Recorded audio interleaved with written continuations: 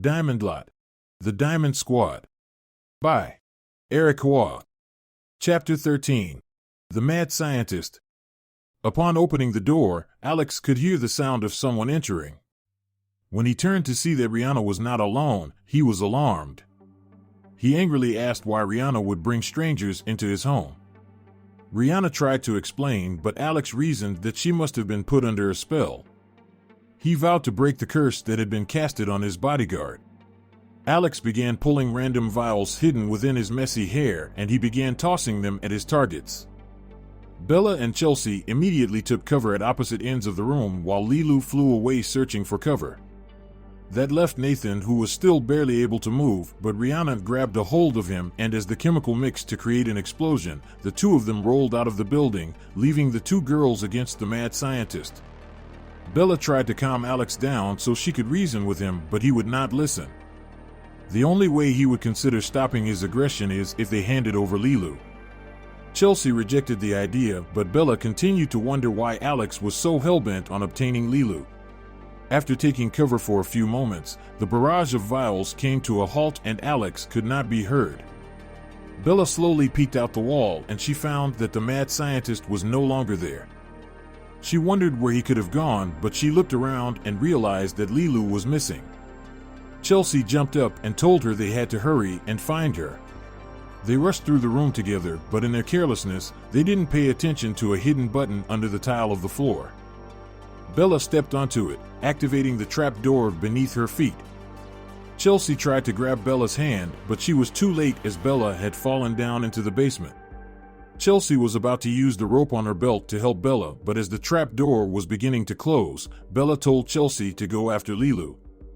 Chelsea didn't want to leave her behind, but she trusted Bella's judgment and abilities. So Chelsea went on ahead after Alex while the trap door closed, leaving Bella alone in the mysterious basement. It was extremely dark in the basement, but thankfully, Bella had a decent scan of the room before the door closed, so she was able to pinpoint where the light switch was. After using her instincts to guide her to the light, the room was lit up and it revealed that this area was the laboratory of the mad scientist. The room looked exactly like what you would expect from most science labs, but what shocked Bella the most was the equipment she saw. It was all so normal. Bella thought that a mad scientist would have the most sophisticated gear, and she expected gruesome specimens to fill the place, but none of that was there. Instead, what she found was a notebook with tons of loose paper sticking out. Bella went to open the book and read through the content. As she was reading through the notes, she heard a growling noise coming from within the lab. She pulled out the spear behind her back and demanded the creature to show itself. The creature that made the growl slowly revealed itself out in the open, and Bella was appalled as to what she had witnessed. Back in the upper level, Chelsea was sprinting through the area. She searched room after room, but there was no sign of Lilu or the mad scientist anywhere. She was beginning to lose hope until she heard the cry of a baby dragon echo through the building. Chelsea followed the sound into the room from which it came from. She found Alex the mad scientist, holding Lilu in his clutches.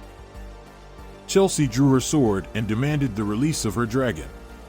Alex pulled out a foul concoction that contained a highly toxic fume, but Chelsea was not afraid. However, the mad scientist wasn't targeting Chelsea, he was directing his chemical at Lilu. Not wanting to put Lilu's life at risk, she complied with the scientist's orders. First she dropped her weapons on the ground, and then Alex was going to make her say something very embarrassing. Chelsea adamantly disagreed, but again he reminded her about the concoction. Chelsea was swallowing her pride, and with every ounce of her strength she tried to speak, but thankfully, arriving just in time was Bella to interrupt. Chelsea felt a sense of relief seeing Bella, but Alex reminded them that the situation had not changed. He still had Lilu as his hostage and demanded they do exactly as he said. But Bella refused to listen and slowly walked forward towards him. Chelsea urged Bella to stop, but instead, she turned around and told Chelsea that there was no poison. She explained that earlier, she fell into Alex's lab and she found no traces of hazardous chemicals.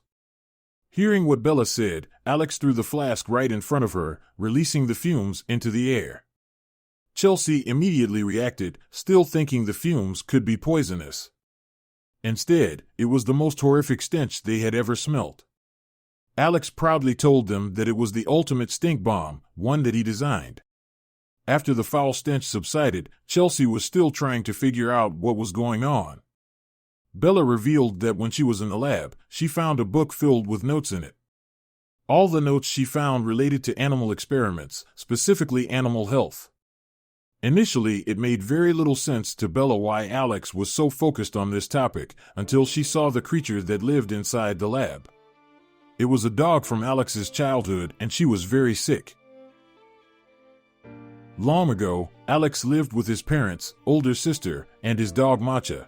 They lived in a town similar to Anjin where they lived an honest life, but one day a massive swarm of locusts invaded the town. Many people were driven insane by the countless bites of the vicious insects. Alex came close to experiencing the same fate, but fortunately Matcha heroically diverted the attention of locusts to her. Because of Matcha's efforts, Alex survived, but the people of the town were all lost.